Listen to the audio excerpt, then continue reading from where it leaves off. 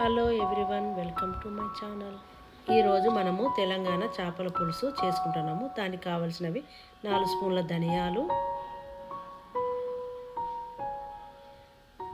2 స్పూన్ల జీలకర్ర, స్పూను మెంతులు తీసుకోవాలి. తర్వాత ఈ ధనియాలు, జీలకర్ర, మెంతులు, ఉల్లిగడ్డను కొంచెం ఆయిల్ వేసి వేయించుకొని ఈ పేస్ట్ లాగా చేసుకోవాలి. 1 స్పూన్ పసుపు,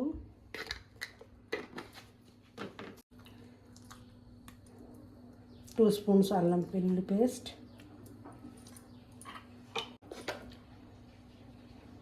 3 స్పూన్స్ కారం,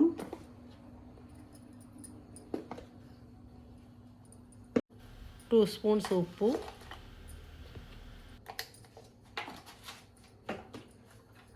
కొత్తిమీర,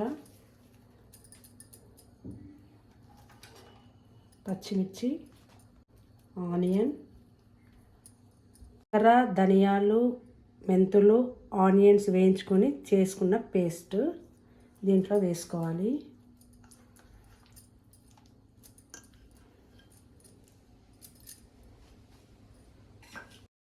మొత్తము ముక్కలకి పట్టేలాగా పట్టించాలి.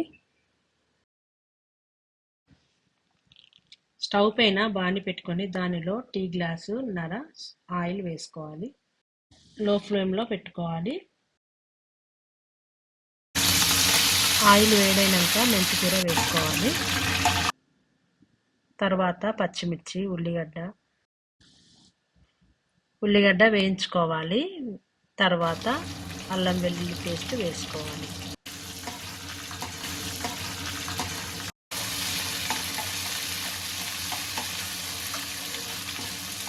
మేము కొంచెం స్పైసీ తింటాం కాబట్టి కొంచెం కారం యాడ్ చేసుకుంటున్నాము. మీకైతే నేను చెప్పిన కొంచెం సరిపోతుంది. కారం కలుపుకున్నాక ఆ పీసెస్ని ఆయిల్లో వేసి కొంచెం సేపు వేగనివ్వాలి.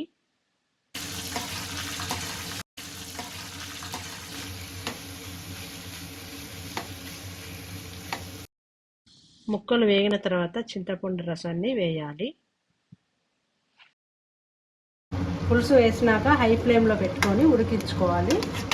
పులుసు ఈ రకంగా రావాలి. మరీ పతలాగా ఉన్నప్పుడు బంద్ చేయొద్దు. పులుపు వేసాం కదా, దానికి సరిపడా 2 స్పూన్ల ఉప్పు వేసుకోవాలి. టేస్ట్ చూసి తర్వాత మీకు నచ్చితే ఇంకొక స్పూన్ కూడా వేసుకోవచ్చు. ఫస్ట్ మాత్రం వేయకండి ఉప్పు. కొంచెము జీలకర్ర మెంతుల పొడి వేసుకోవాలి. ఆ తర్వాత పులుసు ఏమైనా చిక్కగా అనిపిస్తే కొంచెం వాటర్ కలుపుకోవాలి. వాటర్ పోసాక ఒక 10 మినిట్స్ ఉడకనిచ్చాక ధనియాల పొడి వేసుకోండి.